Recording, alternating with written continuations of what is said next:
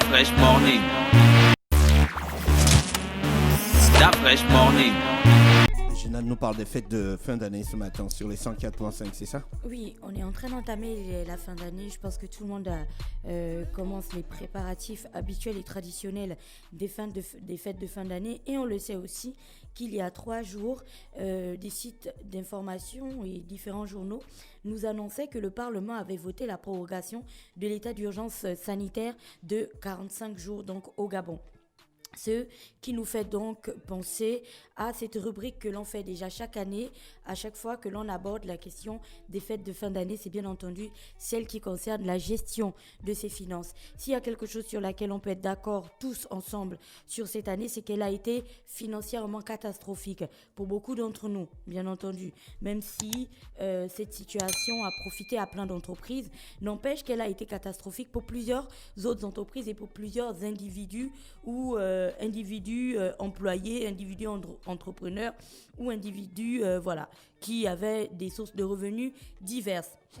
Et donc, en s'approchant petit à petit des fêtes de fin d'année, se pose une question capitale. Doit-on les célébrer comme on a l'habitude de les célébrer ou doit-on aujourd'hui essayer de faire des restrictions, histoire de prévoir le lendemain? Et c'est la rubrique d'aujourd'hui. Vous savez, on est le 18 aujourd'hui, on approche petit à petit de Noël. En regardant un petit peu sur les plateformes numériques, avec les dernières publications que plusieurs magasins de Libreville ont publiées, vous verrez que les sapins de Noël tournent autour de 50 à 150 000 francs CFA pour certains.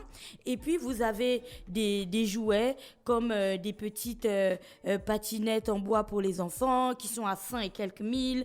Vous avez même des toboggans qui sont à 480 000. Vous avez des baby-foot à près de 350 000. Bref, les prix sont fous.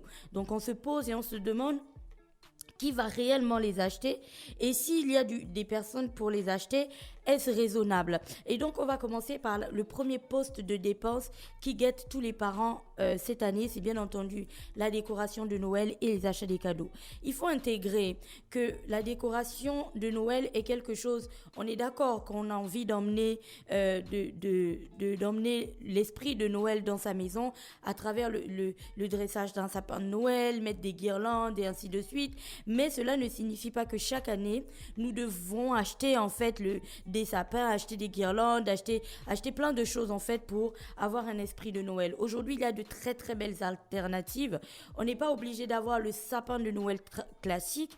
Il y a des sapins en bois, il y en a d'autres qui sont métalliques. Il y a tellement d'idées en fait de sapins de Noël que l'on peut faire.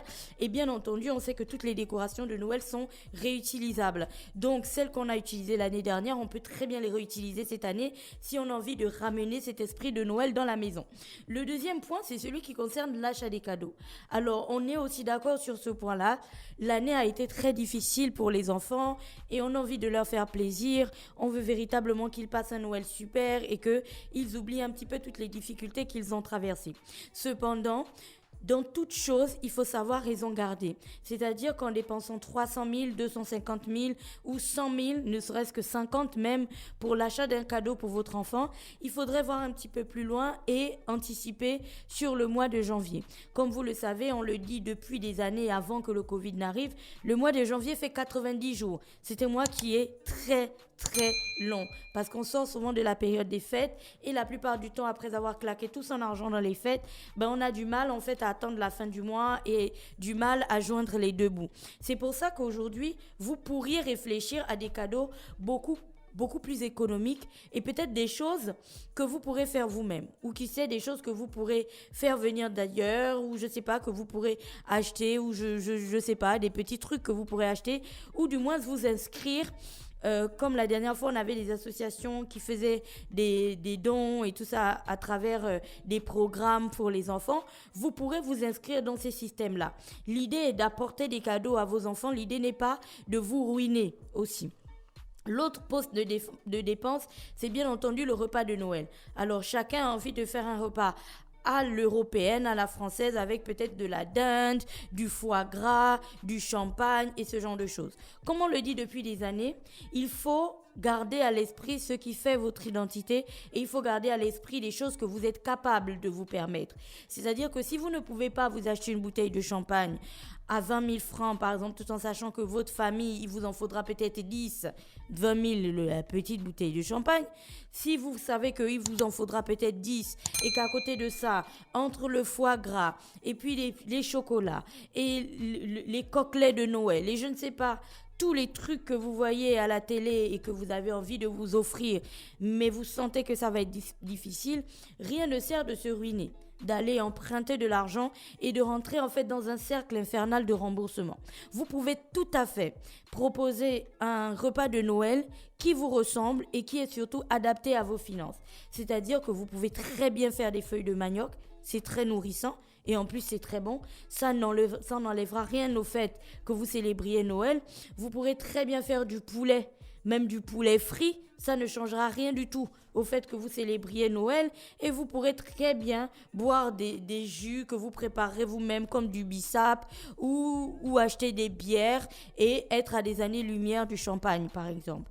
Pourquoi c'est important de faire ça? Parce qu'on a observé que chaque année, en fait, lorsque les fêtes de fin d'année approchent, il y a des personnes qui ont envie de se mettre dans un costume qui n'est pas le leur, qui ont envie de faire quelque chose qui ne correspond ni à leur capacité financière, ni à leur capacité même organisationnelle. C'est-à-dire que si vous devez claquer 500 000 francs pour les fêtes de Noël, alors que votre salaire est de 500 000 francs, on est d'accord qu'à ce moment précis, on a un gros problème parce qu'on va rentrer dans des cycles en fait de dépenses et des cycles de remboursement qui vont nous mettre la corde au cou.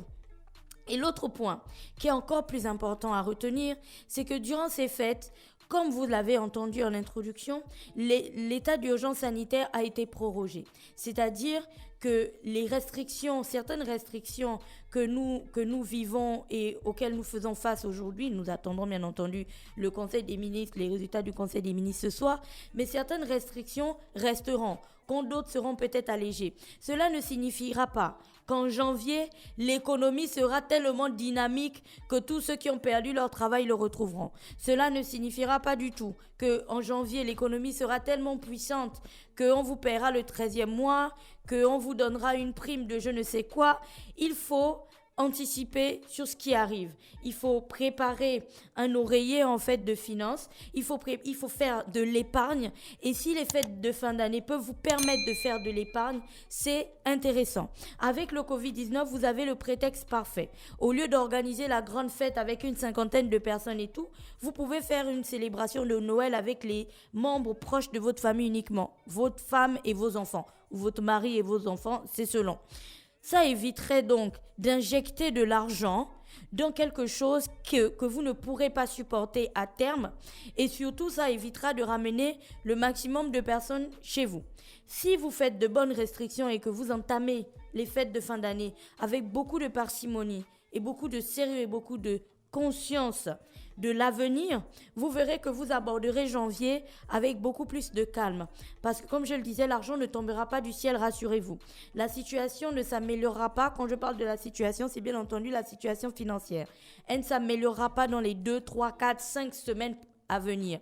Au contraire, il faudra un petit peu de temps avant que les choses ne redémarrent et peut-être, je dis bien peut-être qu'elles ne reviennent à la normale.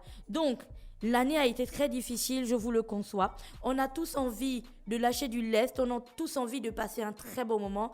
Mais comme je l'ai aussi dit, en toute chose, il faut savoir raison garder. Vivons conformément à nos capacités, vivons en adéquation avec nos finances et pour une fois dans nos vies, disons-nous que c'est important de ne pas vivre au-delà de nos moyens. Voilà, c'était tout. Merci Gina pour cette rubrique sur les fêtes de fin d'année ce matin sur les 104.5 Urban FM, la station urbaine. Et tu as totalement raison, beaucoup de gens veulent vivre au-dessus de leurs moyens. C'est pas normal, c'est ce qui pousse les gens à voler l'argent de l'État. Restez connectés sur les 104.5, c'était le petit clin d'œil civique. Stop Fresh Morning.